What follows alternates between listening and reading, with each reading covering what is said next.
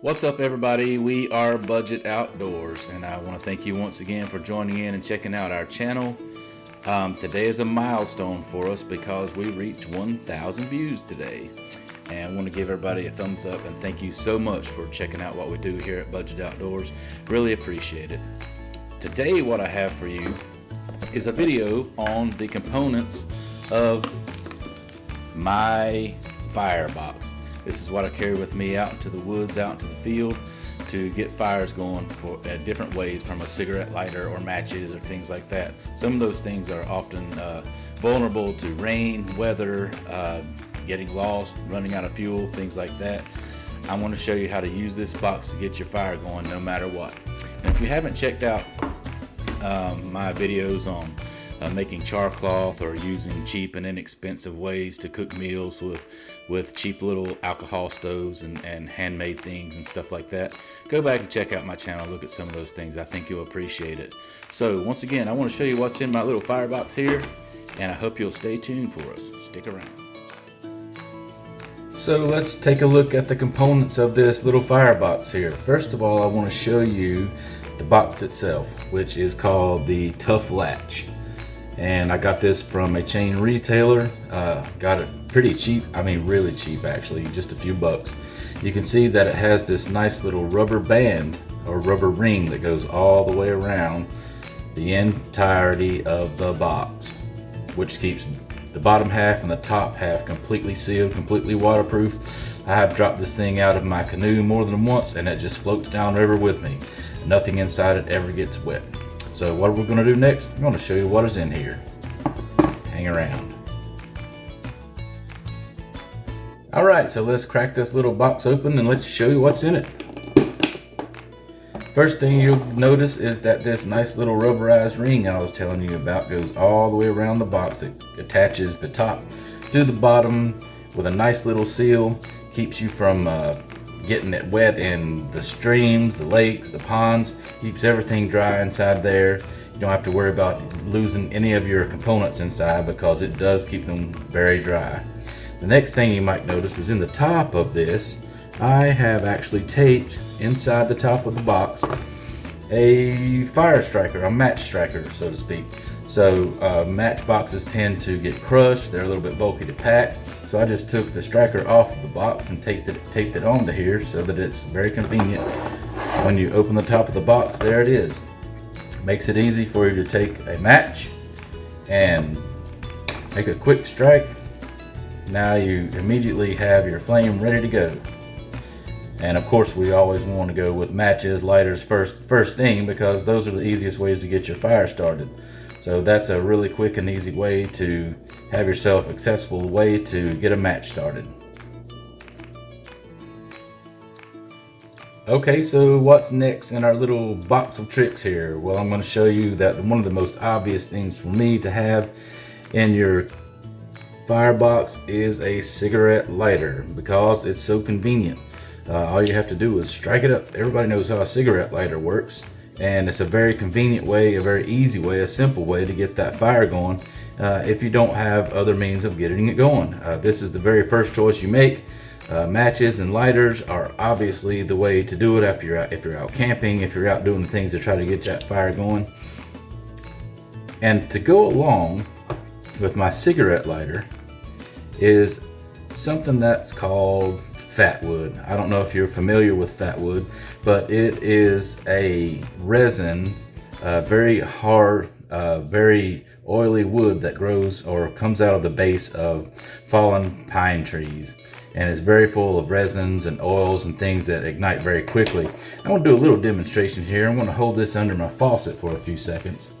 I'm going to get that good and wet, because the resins and the oils in this fat wood do not penetrate it, so that it will ignite even when it's soaking wet. You can take your cigarette lighter, apply a flame to it, and it takes nothing for that stuff to spark up and get that fire going. You can see the black smoke coming off of it from those oils and resins, and it will sustain itself for quite a while. You can put that in the base of your campfire and it won't take you long at all to get that big flame going, keep everybody warm, make your cooking fire, and and get everything ready to go.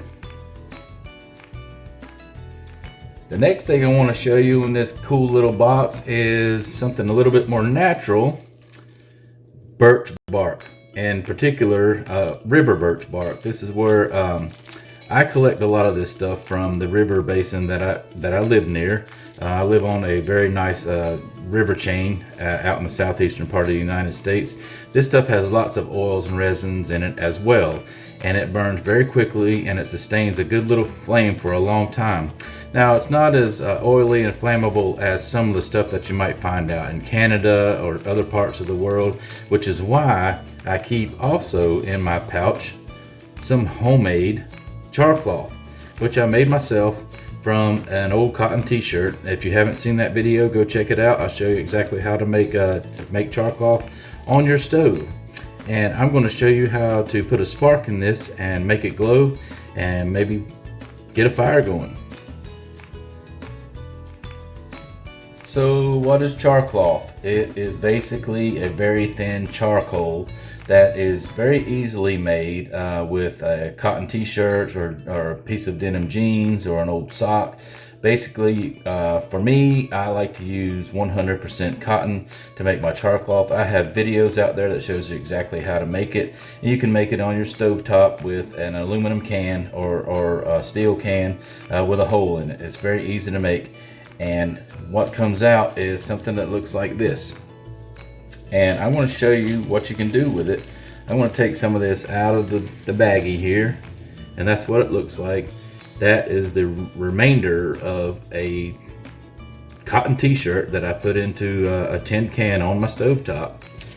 And using a knife with a good blade, this is 1080 carbon steel, and a nice little ferro rod, you can put a spark into that using the back of your blade. And you can see how that begins to glow. And you can take that and put it into the base of your fire with some tinder and some kindling, and you can blow that into a flame. And I show you how to do that in another one of my videos. If you go back and check that out, you'll see how exactly how you can take this beautiful char cloth, blow that into a flame, and get your campfire rolling.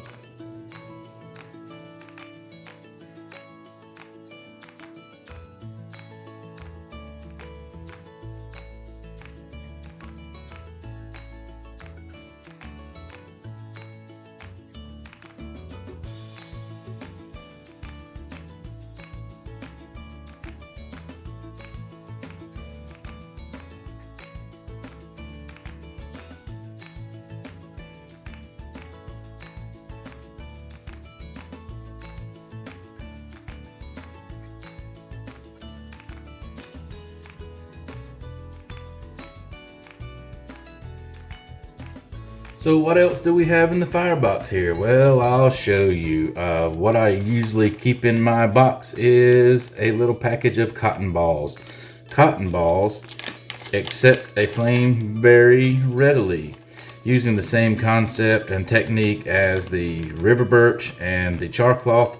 Cotton balls will take a flame very easily, and I'll show you how I do that. You take your cotton ball, and I just fluff it up just a little bit like this. Open it up a little just to get some of those fibers exposed, just so you get a little bit more of the fibers pushed out there, so that they'll catch a flame really quickly. Take the same blade, take the same ferro rod, put it right there on top of your cotton ball, and you see how quickly a cotton ball takes a flame. And if you put that in the base of your fire start, the base of your the fire that you put together, you got your kindling and your tinder all ready to go. All you got to do is throw that spark in there. That cotton ball is going to get your fire going in no time. Alright, so you've seen some of my uncommon ways of starting fires that other people out there do. You can watch other videos on people doing it just the way that I've been showing you how to do it. But also in the back and the box, the remainder of my things here are matches. Some of these are strike anywhere matches that you can strike off the bottom of your shoe or on a rock or on a brick wall. I have a little bundle of toothpicks here. wooden toothpicks. They make a very good kindling and tinder.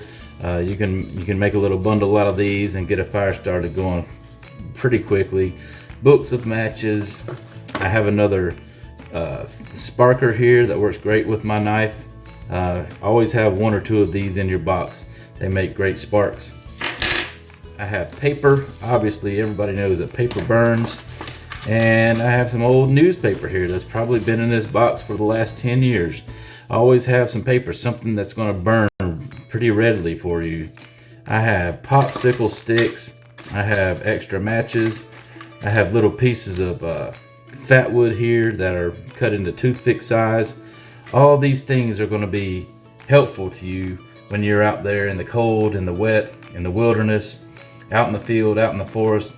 Have all these types of things readily available for you so that you can get that fire started, because sometimes it's not going to be as easy as you think. Thanks for watching.